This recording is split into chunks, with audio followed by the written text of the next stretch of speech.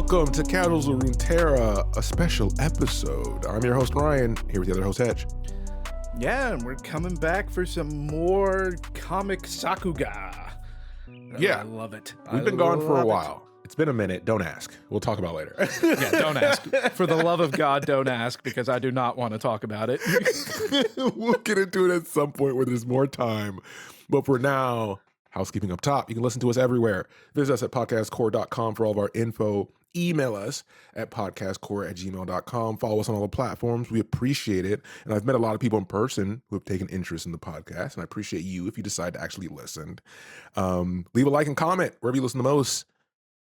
Word of mouth, though, has gotten us this far. So tell a friend to learn to trust no one, including Hetch, by listening to the Casuals of Runeterra podcast. You can trust Hetch every time Hetch says that he's going to behave when we're in an episode talking about characters like Katarina or LeBlanc.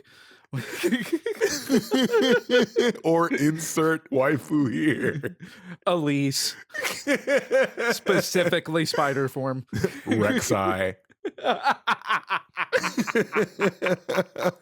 All right, today we're talking about the fourth issue, and I think the penultimate, right? Is that the proper word? Before we get to the last issue?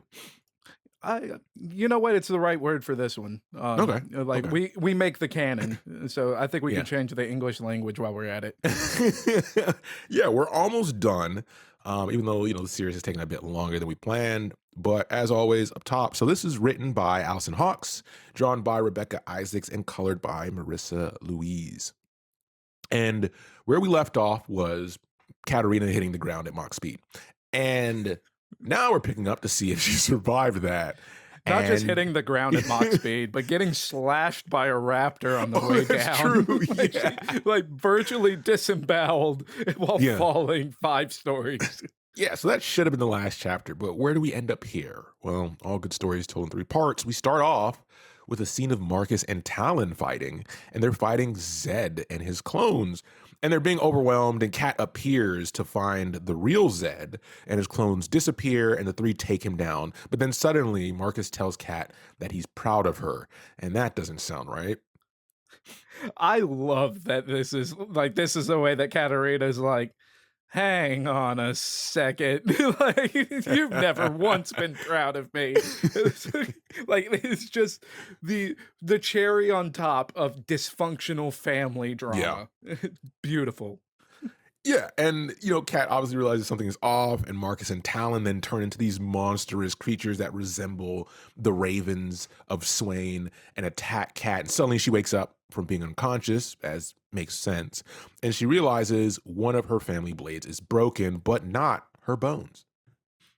And this is a really, it's a scene that I think people kind of take for granted, which is the moment of actually just taking stock of yourself. Like we get used to in movies and everything where they just kind of act like the plot armor exists and they get thrown through an explosion and just stand back up and they're all fine. Yeah. But it's really, more like the movie Other Guys. Oh my God, I can't hear anything. And luckily Katarina's like, oh God, I'm bleeding. My blades are broken, but I think I'm okay. And it's you fell the whole building. You're supposed to be hurt. Yeah. This also kind of, gives us a sense of assassins, right? She's been raised as an assassin. One skill set to have when you're thrown in these dangerous situations is that you need to be able to assess what broken bones you have, internal bleeding. There's not just a doctor. You can't go get a physical real quick, right? You're an assassin. So you have to know what your body's doing so you can then proceed with the mission, either give up on it, retreat, or continue, right? And truly an American pastime. There's no health care for an assassin. Universal assassin healthcare now. And the thing is that she's also in a situation where we've been shown this multiple times, props to the authors. Through the comic, is she's very good at assessing situations, right? She doesn't get tunnel vision. So she assesses herself, she's good, and then she looks at her surrounding. She's like, wait a minute. How did I hit the ground and not break anything? And she notices that the ground is soft. And after looking up, she's on the back of a magical snail. And first off, the image of the snail is awesome. Like Very this well is drawn, by the way. it's one of the most colorful images of like the comic so far. Yeah. So just like looking at the picture is great, but there's also like a lot of other creatures that are like looking at the scene, and it kind of helps give you the scale of how Yeah. big this magical slug is. And like it's beautiful, and it has my favorite line that Katarina says in the whole comic, which is just a question of crap. like, like first let my girl curse. Like she should be Yeah. able to say shit right She's an here. assassin. Come on. But also it's just her being like, this is too big for me to do anything, and I'm hurt. Yeah. But I don't think it's trying to kill me. Yeah.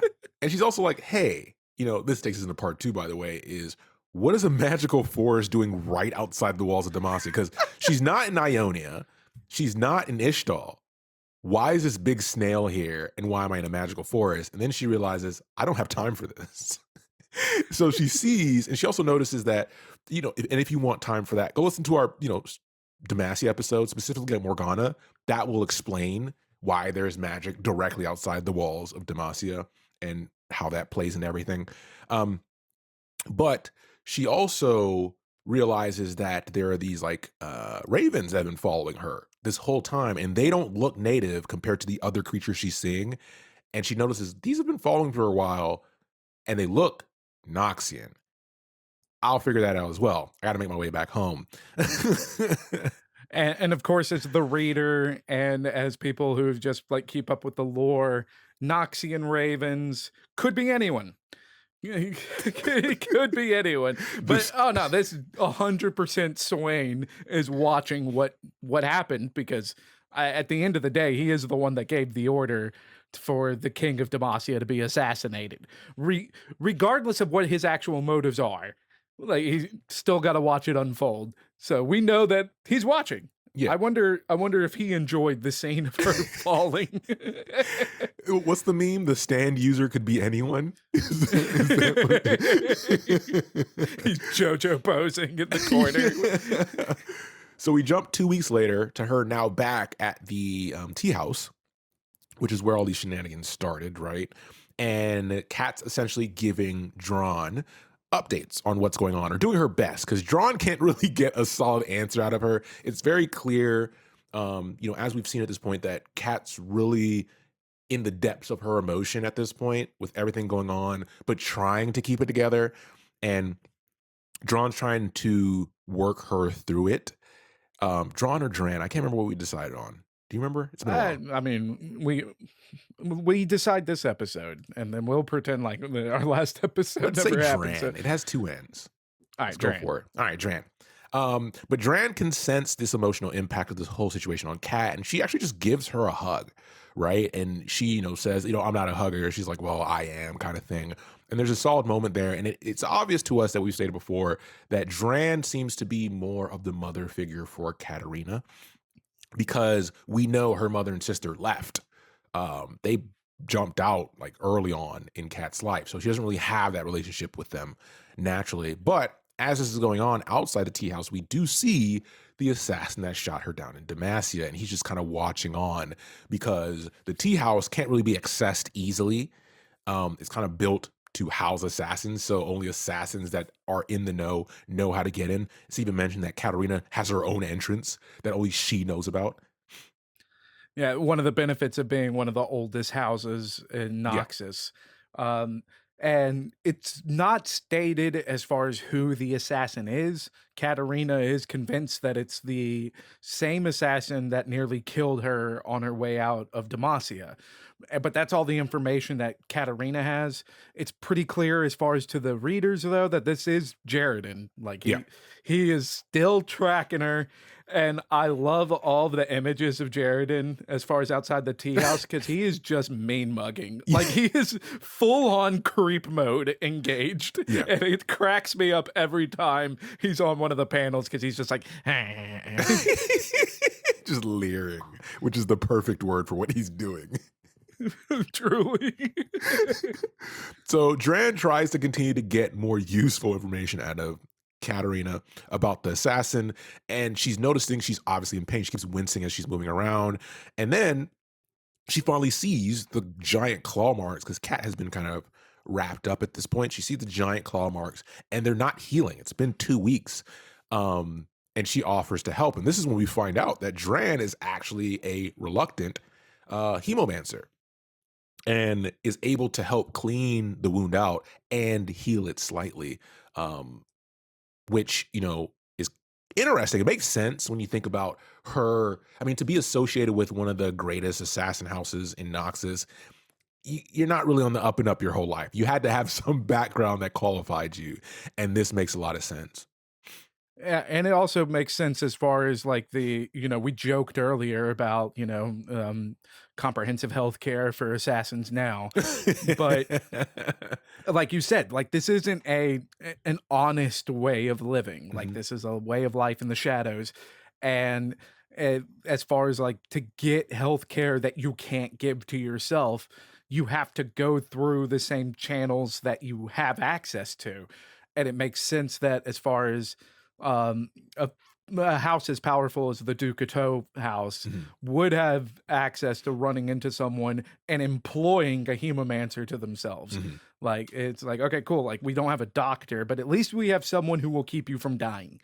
Yeah. And it this like well we can get into it like when we get to the general discussion, but this actually opens a lot of doors as far as for like Duran as a character, which Mhm. is really neat. Yeah. So Dran asks her, okay, you give me what you think you know. Now what's the next steps? And she's also not sure about this. But she does know she has to face the opposition to learn more, which is kind of cat style. And she wants to check with Talon first, which is new, right? Because up to this point, Talon was the last to know, unless he followed her. So this is a point where we talked about that she cares about what he thinks. She loves her brother, and she wants to know before she acts this time because look where it's gotten her when she didn't, right? And Dran mentions, well, you have a broken weapon, and then also, how do you know he wasn't involved or not? And Kat's not delusional about this. She knows that risk, and she knows if he was, then she has what it takes to do what needs to be done, right? To obviously punish him for that involvement. And that's where part Eh, two ends.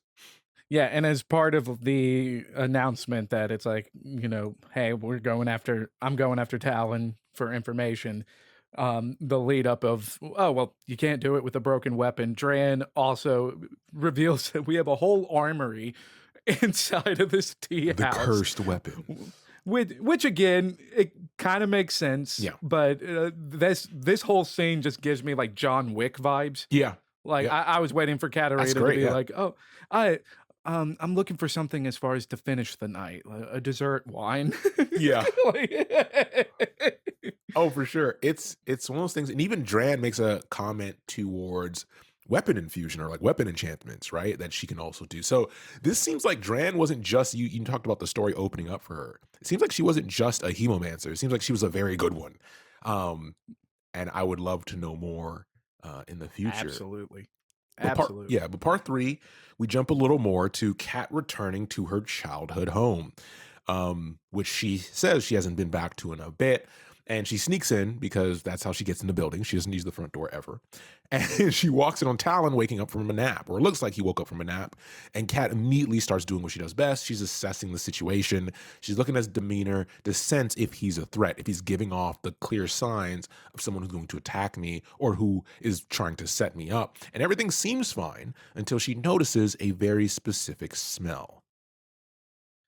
And that specific smell is a blend of Shuriman jasmine and Noxian honey fruit, which is the same smell that she got when she learned that Dad's not dead. Mm-hmm. And the illustration from like these 2 pages of her entering the house and Yeah. starting to talk with Talon are so freaking well done because for Katarina, she's not aware of the danger until she gets that scent. Yeah. And like the panel where I noticed that Talon is holding a blade isn't even the first panel that's the reveal that he has a blade. Yeah. I had to go back. And it's like this was so well done that Yeah. even like as the reader, if you're not paying attention, you'll miss it.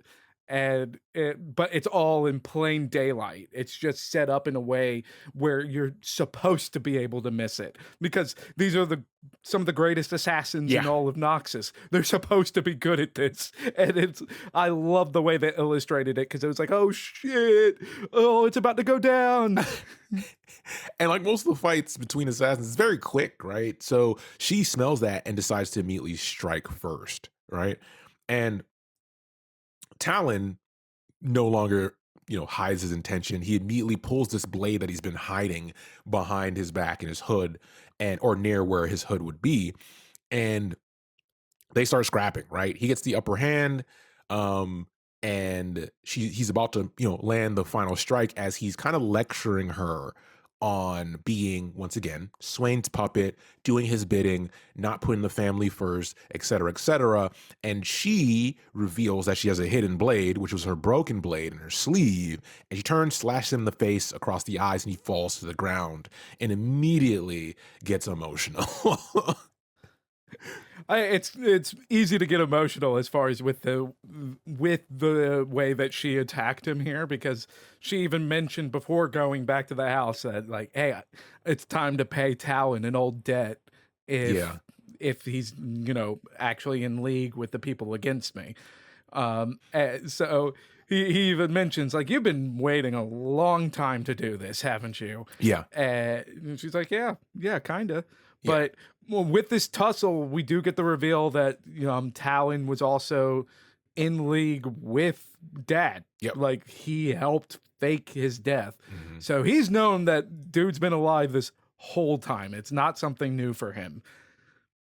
Yeah, and he goes into this rage to say, like Hetch mentioned, that Kat just wanted revenge. This is her excuse. Kat mentions that she never wanted any of this to happen, and that she didn't and doesn't hold a grudge over those orders when he was younger. It's something she's very honest about. And Talon doesn't believe her, right? Because he has his own shit going on mentally and emotionally, but she tries to get through to him and she says, you are exactly who I was, falling into this trap of trying to win their father's approval. It won't happen. So unless this is who you want to be and what you want to do, I'm going to give you a chance to change. And she punctuates it by throwing the last good dagger right next to his Yep. face as like it. And if you don't change, I'll come back for you. Yep. Like, so it very much is a thing of like, hey, you need to stop and take stock of what's going on here. Because now like part of the reveal that Talon has been in the know this whole time. Like, he's not been as ignorant as he has been putting on. We Yeah. also know that the first mission from the very first chapter that we see Katarina in was something that that Papa Ducado does not agree with. They viewed the rebels that Katarina put down as their allies, Mhm. and they view Swain as a threat to Noxus, even though this whole time Katarina is like the Ducado job is to help Swain. Yeah. So there is a lot of pieces moving in the background that Katarina is now finally seeing have been moving this whole time. Mhm. But now's not the time to deal with it. Like, it's like, Yeah. okay, I got the info. Now I got to get out. Yeah, and we finish up with her making it back to the tea house and kind of once again confiding in Dran because that is her mother figure and she's able to fill that void of the emotional needs, right? That Kat needs in this moment because she feels alone. She even mentions it. She's like, my mother, my sister left. My dad wants me dead. My brother's helping him. Like, what does this say about me, right? As a person, like, and Dran kind of reinforces that you're just a victim. You're not. That doesn't mean that you too are monstrous, right? You don't inherit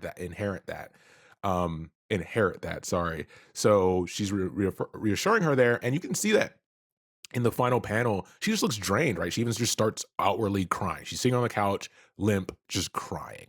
And during this time frame, though, as Hetch mentioned, there's still a job to do, right? That's the assassin part of this.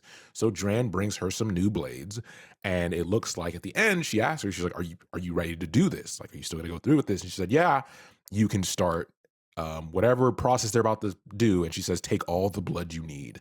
And that's where the comic ends, or this issue ends. And obviously this kind of goes back to what we're saying. It looks like they're about to do some like either blood enchantment to the new weapons or some type of, I don't know. I don't think we'll get to living weapon level, but I think there's other, No. it's a spectrum, right? You don't just No. enchant your No, weapon. like Yeah. unless like the big reveal at the end of the comic is that Dran has been Vladimir this whole time. Yeah. Like there's no way we're getting anywhere close to Yeah. living weapon level, right? Yeah. Like that's just the difference between a basic enchantment Yeah. and living weapons. Like they're not in the same ballpark. Yeah. But You can't make I a mean, living weapon by accident. no. And I'll use that as a segue to go like straight into the general discussion here, because the reveal of Dran being a hemomancer, like that does put her at least in the same social gatherings potentially as Vladimir Mhm. and as the Black Rose. Mhm. Like Dran's the ability or like the possibilities for Dran as a character are open so wide Mhm. the moment that we learn that she's a hemomancer, Yeah. because it's very unlikely that you learn those skills Mhm. without being part of one of those cabals in some kind of capacity. Yeah. And I would imagine that LeBlanc would want to keep tabs on one of the Ducato assassins. I would imagine she'd love to keep tabs on what they're up to. And what better way to keep tabs on them than with, a hemomancer that's already a part of your cabal. Yep. So I have no proof to back that up. This is all circumstantial, but that's just one of the avenues that's open by the sheer knowledge that Dran is a hemomancer. Yeah, exactly. And that's the cool part about it. Is when we go through this stuff, we kind of want we leave this stuff open that the authors intended, right? Because at this point you wouldn't really know what it is and you're supposed to be excited. And I am excited, right? To see what is this enchantment? What is it doing? What does it explain about Katarina's lore? Because we're going into the final issue. But in the general discussion, the only topic I kind of want to touch on once again, which has been emphasized, and this reminds me of the Runation book. If you haven't read it, check it out. If you just want to listen, we've done every episode. Go check out our book club episodes. But it humanizes Katarina very well, because through this whole issue is just her going through it emotionally and suppressing those emotions, or getting worse at suppressing her emotions, as her father trained her to do. She's being more herself. She's being more vulnerable, and that's cool to see, especially as we know how that will lead into her and Garen's interactions in the future. Yeah, and I think it also is a byproduct of what she has been doing through this entire comic that hasn't been dealing with her emotions, which is tapping more into who she is Yeah. as a person. Like she's less the blade Mm-hmm. made by her father that is supposed to be silent. Like she has been diving more into her own personality. She's been diving into her own cavalier attitude and embracing that more. Testing her And then ideals. exactly. And I think that like the more that she's been opening herself up to her ideals, the more it does open herself up to her emotions. So I think it all that kind of goes hand in hand. So this and that is compliments to the writing Mhm. for this, because that's a very natural progression. Mhm. Like someone who is kind of prideful, especially in martial ability, Mhm. is going to like have more difficulty opening up themselves emotionally. Mhm. And so it makes sense that it's like it's going to start with the martial skill first. It's going to start with getting the impossible assassination Yeah. and getting out. It's going to start there, but it's got to go somewhere from there. And it feels good. Like the pacing of this has been great throughout all of it. I mean, arguably issue 3 is Mhm. probably like the only quote unquote complaint with the pacing that you could have, Yeah. but that was all Sakuga. Mhm. Like, Yeah. oh no, that issue went too fast because it was all fighting. And a lot of Oh, crossover, right, with the other comics too, right? So yeah, that right. makes sense. It's also, you touched on, you explained it so well, and touched on the relation and why it's intriguing on what Kat's going through, but specifically just the humanity of it. Because so I think everybody can have a touch point of times when things get tough and you focus so much on just getting the next task done or getting the next goal accomplished, where you kind of ignore your own mental or emotional needs. And then when you finally get a chance to, it comes flooding out, right? And we're obviously getting to see that in a fantasy setting in an extreme situation, but it's when writers and authors are able to portray that so well within the world that they're building or the world they built and the story they're telling, it always feels good, right? That's the human connection part to these stories. So I'm glad, and you never think you would find that in a Katarina issue, 6-issue comic, right? Not for Katarina, or 5-issue comic, yeah. And which is wild. I felt the same, and the reason I'm so excited is because I felt the same way reading Ruination. I didn't expect to like Callista that much, right? Like it was baffling to me, but it was because of how well Anthony Reynolds did, one of the GOATs. So. And I wasn't expecting to like find Katarina as relatable as she's becoming. I knew I was gonna like the character because I'm sick. Yeah, and have a problem. And the last panel of this comic also gets her out of that jacket, which is great. Gosh, like, there goes everything. The man got him. He delivers pure poetry, and then suddenly tragedy strikes. you gotta strike them when they least expect it. Another like sincere compliment to the writing. One of the cool things about the end of this issue is we don't know where Jaredin went. Yep. He's just been watching the whole time. He's just been watching the whole time, but when she went back to the tea house, there's no mention of him. Yep. There is also no images of him being a creep again. Yeah. So it's like, is he still creeping? Yeah. Or did he follow her? Like, we don't know any of that. Yeah. They've lost track of him, and they kind of just let it go because Katarina's got to deal with her own crap first. And it's like, that is some good storytelling of just like, uh-oh. Yeah, because we still don't know who sent him, right? Only thing we've been given is when she does return to the tea house, we do see more ravens follow her than usual. So this could be a signal from the imagery of something climactic about to happen, because Swain is obviously committing more of his monitors to her. Why would that be? Anyways, we'll find out in the next issue. So I think this went longer than I thought. This always happens. Well, it was general discussion. Yeah. We had, and there was a lot to talk about with this issue. Yeah. As far as like the ability to get lost in the weeds. Yeah. And if I can get lost in the weeds, I'm swimming in them. Yeah. I'm going. And go. We always recommend that you go look at this stuff, read this stuff that we tell you about, right? I mean, this is an easy way to consume it. Listen to our lovely voices. But for this specific issue, when you go read it, because a lot of her, I love her expressions in every panel, because this is the most expressive she's been, where she's not able to hide her emotions on her face. Like, whatever she feels, you see it in her face at this point in the comic, and that's also cool. Yeah, and like that's not even like just this last scene, like the whole scene of fighting with Talon. Yeah, she is wearing her heart on her sleeve. Yeah.